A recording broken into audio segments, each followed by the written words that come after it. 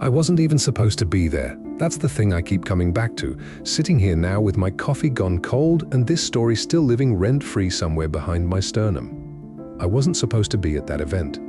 My colleague Priya had the press credentials. Priya had the camera bag, the lanyard, the whole setup.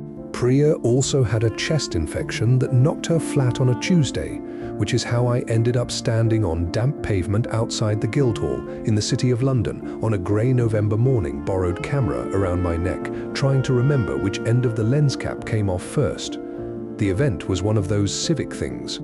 A commemorative ceremony, something to do with a youth welfare fund that had been running for 40 years. Dignified, low-key by London standards. The kind of occasion where the bunting is tasteful and the speeches run exactly 4 minutes too long and everyone applauds at the right moments because everyone's done this before. I'd been told to get crowd shots. Human interest? The faces of the people who'd shown up, the volunteers, the kids from the programs, those kids especially. Editors love kids at civic events. Kids make the whole thing feel like it matters, so I was doing that, moving around the edges of the forecourt, trying to stay out of everyone's way, taking shots of the crowd as they filtered through the main gates, families mostly. A few older couples who looked like they'd been attending things like this since before I was born. School groups in matching jackets. Yellow, I remember a particularly aggressive shade of yellow that made the grey sky look even greyer by contrast. And the guard, there were 2 of them stationed at the ceremonial entrance. Not Buckingham Palace guards. This was City of London, so the uniforms were different, but the bearing was the same. That particular quality of stillness that isn't actually stillness at all, it's controlled presence. There's a difference. Stillness is passive. What these men do is active, a continuous, sustained act of discipline that looks, from the outside, like they've simply stopped being affected by the world. The one on the left was younger, mid-20s maybe, jaw like something a sculptor would use as a reference. His eyes tracked without moving his head, which is a skill I don't think I could learn if I practiced for a decade. His uniform was immaculate in the way that makes you feel slightly ashamed of your own coat. I took a few shots of him. Good shots, actually. The kind where the light catches the peak of the cap just right and the whole image looks like it belongs in a history book. Then I moved on, because that's the job. That's when I noticed the boy. He was small, younger than most of the other children there, 6, maybe 7, though I'm bad at ages. He had the look of a kid who'd been dressed by someone who cared very much. A navy wool coat with actual brass buttons, dark trousers with a crease ironed into them, shoes that had been polished so recently they still had that slightly too bright quality, like they were embarrassed about it. His hair was combed and parted in a way that suggested an adult had been involved, but none of that careful presentation had touched the rest of him. The way he moved, slowly pulling away from the flow of the crowd, was entirely his own. He wasn't lost, he wasn't scared, he was just looking. The way some children look at things, like they haven't yet learned that staring is rude, and even if they had, they decided the information wasn't relevant to them right now. He was looking at the guard. I watched him drift toward the ceremonial barrier, one of those low brass post and rope setups that exist more as symbolic boundaries than actual ones, and stop. His hands went into his coat pockets. His head tilted about 15 degrees to the right. He looked at the guard the way you'd look at a painting you weren't sure you understood yet. The guard did not look back. He was looking forward, past the boy, past the crowd, past the forecourt, past the whole morning, looking at that particular middle distance that belongs to ceremonial duty alone. I raised my camera, not because I thought anything was going to happen, just because the composition was good. The small navy figure against the tall uniformed one. The brass buttons on the boy's coat rhyming with the brass on the guard's belt. I framed it up, shot it, moved to adjust the angle, and the boy spoke. I was close enough to hear him. Close enough that I had to hold very still. Because there's a thing that happens sometimes when you're a witness to a quiet moment. You feel your own breathing become an intrusion, and you stop. He said in a voice that was entirely conversational, entirely unafraid. Do you have any friends? Not are you my friend? Not will you be my friend? Do you have any past tense adjacent? Almost philosophical. Like he'd been sitting with the question for a while and had simply arrived at the place where this man was standing and decided now was a reasonable time to ask it. The guard did not respond. This is protocol. Everyone knows this. Every tourist who's ever held a phone up too close to a sentry box knows this. The guards do not engage, they do not look, they do not flinch. It is one of the genuine disciplines of their role, and it is understood, if not always respected, by the adults in the crowd. The boy did not know this, or maybe, and this is the thought that stayed with me, maybe he did know, in some child logic way, that this man was not going to answer him. And he asked anyway. He stood there a moment more after the question, looking up at the guard's face with that same head tilt, waiting with a patience that most adults I know have completely lost access to. Not expectant, just open, like a door left ajar. Then a woman appeared at his shoulder. She came quickly, the way parents move when they've looked away for 4 seconds and found their child has relocated entirely. She was in her late 30s, I guess, tired in the way that has nothing to do with sleep and everything to do with carrying things. A younger child balanced on her hip, a bag on her shoulder that had seen better years. She wore the expression of someone who had already apologized for this child, at least once today, and was bracing to do it again. She said, "Luca, come on, sweetheart, you can't." And that's when the security officer moved, not the ceremonial guard. I want to be clear about that. The ceremonial guard did not move a single muscle, did not blink, did not acknowledge that any of this was occurring 3 feet in front of him. He remained exactly where he was, doing exactly what he was there to do. The security officer was someone else, one of the event staff, stationed a little further back. A woman, actually, which I mention only because in my experience, it matters to how this story ends. She was somewhere in her 40s, broad-shouldered, with one of those faces that looks like it was built for practical purposes rather than decoration. Lanyard, radio on her hip. The unflappable posture of someone who has managed crowds for 20 years and has genuinely seen everything. She'd been watching. I think she'd been watching the boy for a little while before I noticed. She came around the edge of the barrier, not rushing, not making it feel like a removal, and she crouched down. I mean this literally. She bent her knees and lowered herself to the boy's eye level, which was a deliberate thing, a practiced thing, and it was the first moment where I felt something shift in the temperature of the whole scene. Luca looked at her. The head tilt adjusted. New information. She said something to him quietly. I was a few feet away, and the crowd noise and the general murmur of the forecourt meant I only caught pieces of it, but I've replayed what I did hear many times since, and I'll tell you what I think I got right. She said something like, "He's working right now, same as how your mum works, yeah? When she's working, she has to concentrate really hard." The boy considered this. Then she said, and this part I'm almost certain of, because the crowd had gone briefly quieter just then, but I can tell you something about him if you want. Would that be okay? Luca looked at her, then he looked up at the guard, then back at her. He nodded. This is the part of the story I think about most, not the question, though the question is everything. Not the guard's stillness, though that has its own weight. Not the mother's tired eyes or the way she shifted the baby on her hip and just waited. Trusted this woman she'd never met to handle what was happening. It's what the security officer did next. She didn't redirect the boy away. She didn't say, "Come on, let's go find something else to look at." She didn't treat the moment like a small embarrassment to be smoothed over.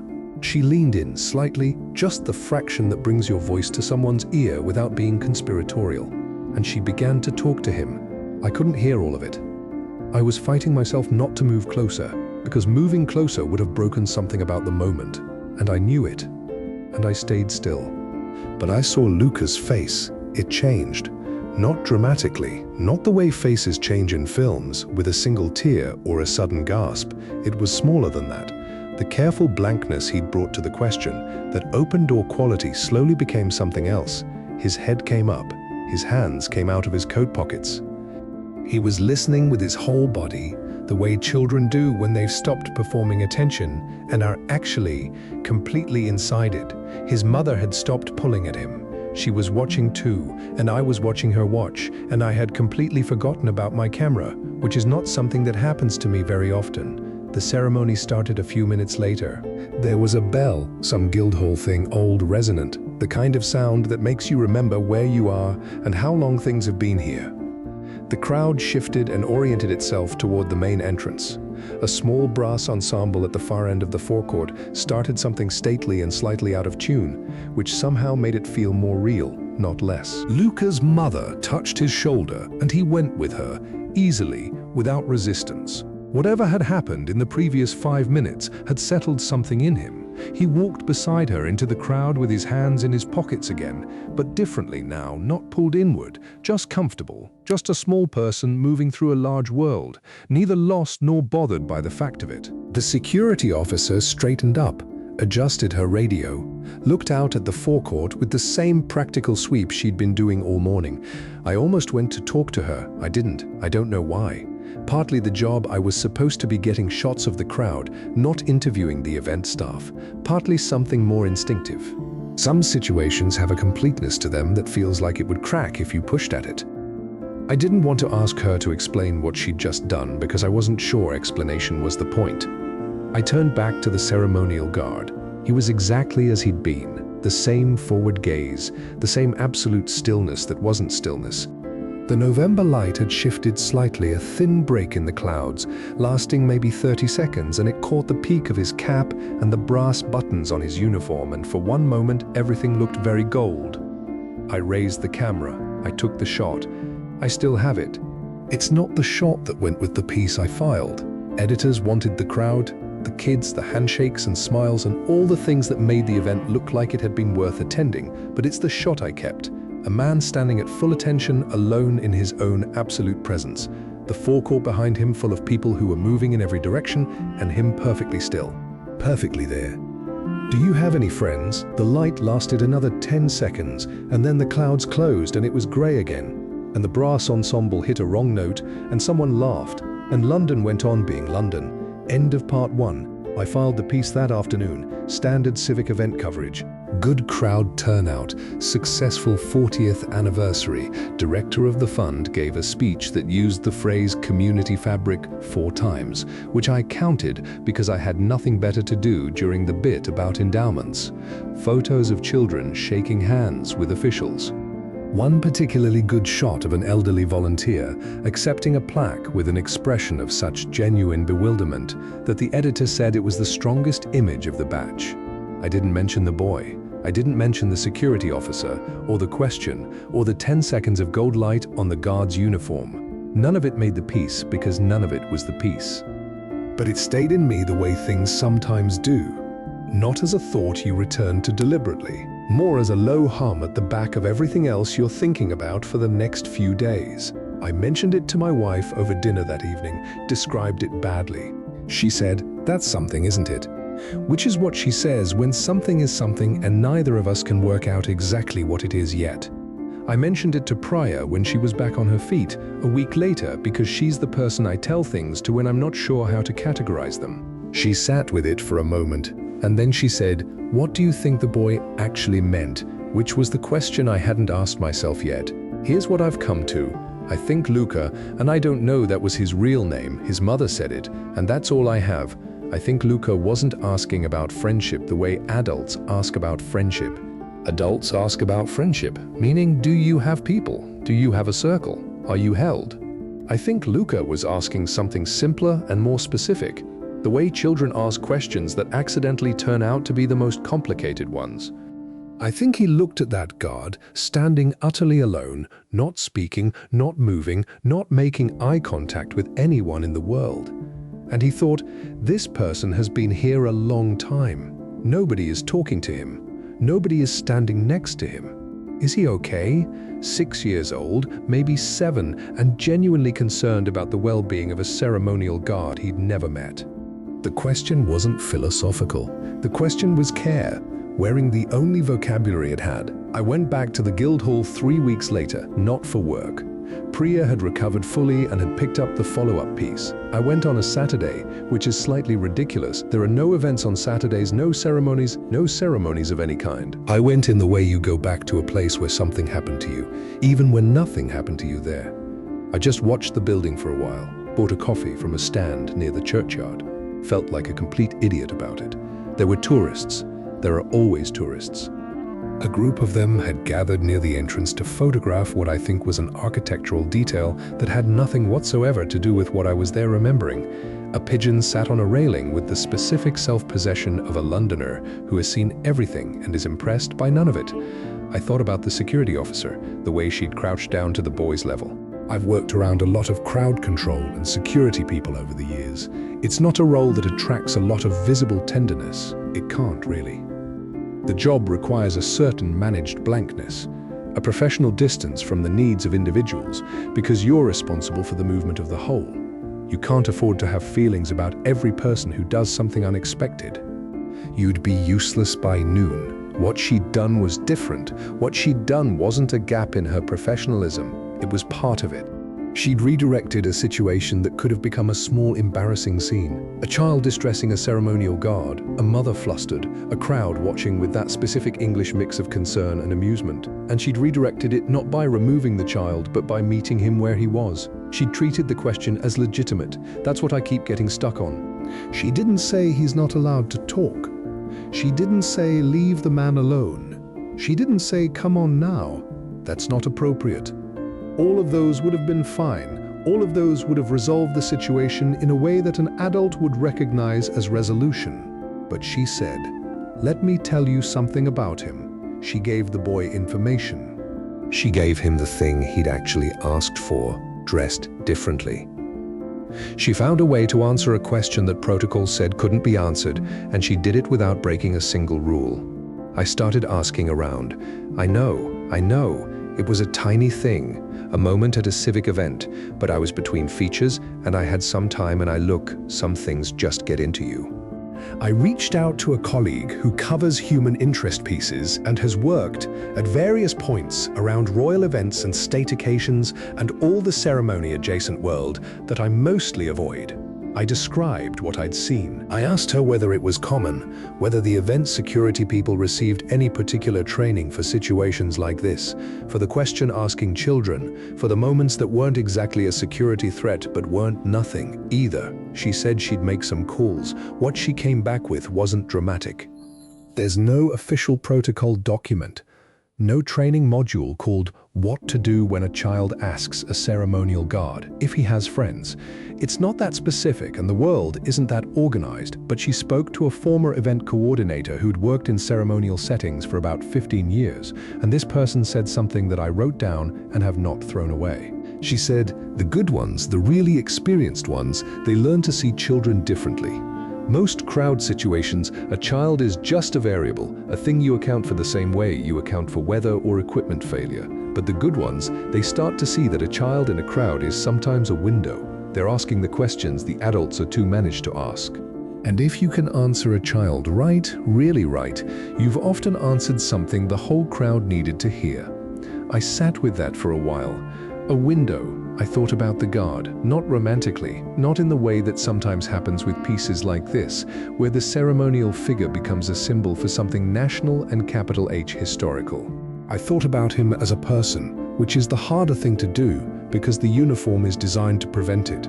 He was someone's son. He had a morning routine that morning, an alarm, probably set for something ungodly, and a commute, and the specific ritual of getting into that uniform, which I know from reporting is more involved than it looks. He had, somewhere, a life that existed outside the 6 hours he stood at that post. Did he have friends? Of course he did. Almost certainly.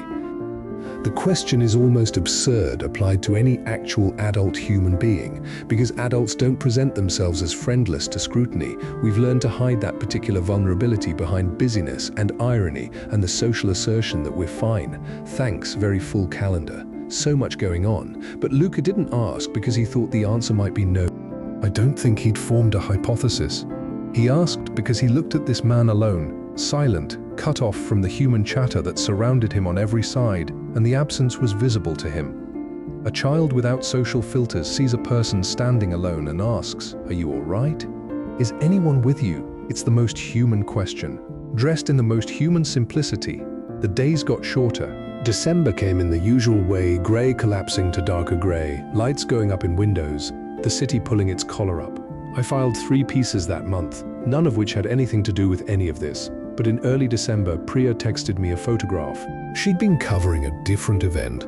Something at a venue in Southwark, community thing, the same civic world that had produced the Guildhall morning. And there, at the edge of her frame, she'd caught someone I recognized. The security officer, same lanyard, same practical posture, standing at the edge of a crowd that had no idea she was watching it. Priya texted, "Is this your woman?" I stared at the photograph for a long time. It probably was. Same build, same set to the shoulders, same quality of attention that scanned everything and lingered on nothing. But photographs of crowds in the same professional world tend to produce a certain repetition, similar faces doing similar work in similar coats, and I couldn't be certain. It didn't matter, really. What Priya had caught, even if it was someone else entirely, was the same thing I'd been trying to find language for since November. A person at the edge of a gathering, alert, responsible, present, doing the invisible work of making sure nothing goes wrong, which means you're most successful when nothing about you is noticed at all. There's a paradox in that, and Luca found it with a single question. The ceremonial guard, visible, formal, the human architecture of the occasion, was not going to speak to you, was not there to be known. His presence was precisely his inaccessibility, the performance of discipline so complete it had become a kind of monument. The security officer, unremarkable, undecorated, moving quietly through the same crowd, was the one who did the thing that required actually being a person. She made a choice. She read a child the way the child had been trying to read a stranger. She answered, "Care with care." I think about that sometimes when I'm at events now. Who is the monument and who is the person? Which one the child would talk to, and which one would talk back. I saw a piece in a Sunday supplement a couple of months ago, not mine, someone else's, about the psychological demands of ceremonial military roles. The maintaining of presence under conditions designed to provoke a reaction, the way the training works, the particular kind of mental discipline it requires. There was an interview with a former ceremonial guard who talked about what it felt like to stand at post and have children press up against the barrier. He said something like, "You notice everything, you just do not react to it. And over time, those become two separate things in your mind, noticing and reacting in a way that most people never need to separate them. You are completely present and completely still, both at once." I thought about that for a long time, completely present and completely still. Then I thought about Luca, who had also been completely present and completely still, standing in front of this man with his head tilted 15 degrees and his question hanging in the air between them. Two people, separated by a brass rail, and about 30 years and about 4 decades of institutional training, doing the exact same thing. Noticing without reacting, open, waiting. I filed the piece that afternoon, standard civic event coverage. Good crowd turnout, successful 40th anniversary. Director of the fund gave a speech that used the phrase community fabric 4 times, which I counted because I had nothing better to do during the bit about endowments. Photos of children shaking hands with officials. One particularly good shot of an elderly volunteer accepting a plaque with an expression of such genuine bewilderment that the editor said it was the strongest image of the batch.